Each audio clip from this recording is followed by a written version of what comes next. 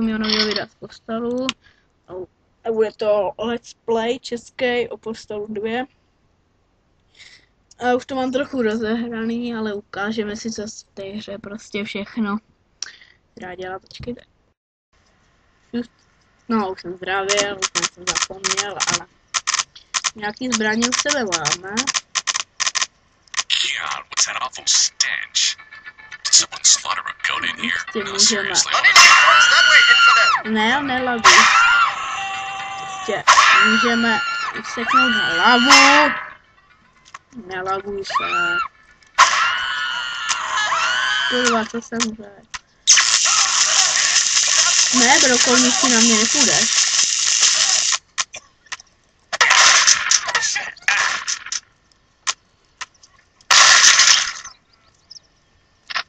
No prostě, to je jako první. Hlava. Padla. Můžeme prostě do nějakým kopat si, dělat si myslím. Každý barák je otevřený. Dáme. Tohle. Nějaký hodně starý barák zrovna. Blbej na ukázku. No hlavně se máte na co těšit, třeba jak půjdeme do psychiatrie nebo na policejní stanici. Psychiatrie je to nejhorší. Fakt hrozný. Taky to nemám dobrý.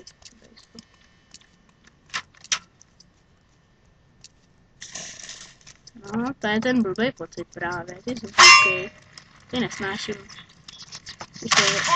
Ne, nestřílej na mě, co jsem ti řekl. Ještě můžeme si s ním udělat. Co chcem? On je někde šípl. On je tady ten. On je tady zase. Mají ta čípka, zálky to vypadá krásně. Kurva. Dáme si. Tyko.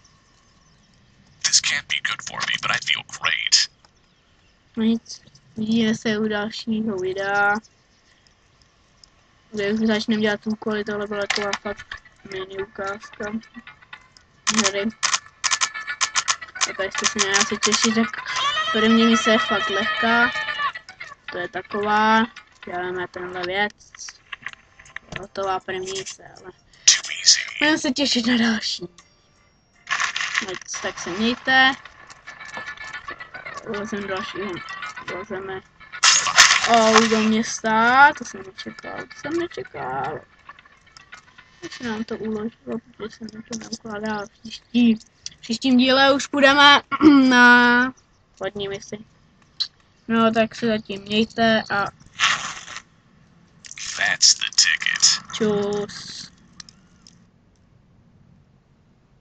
Čus, mějte se.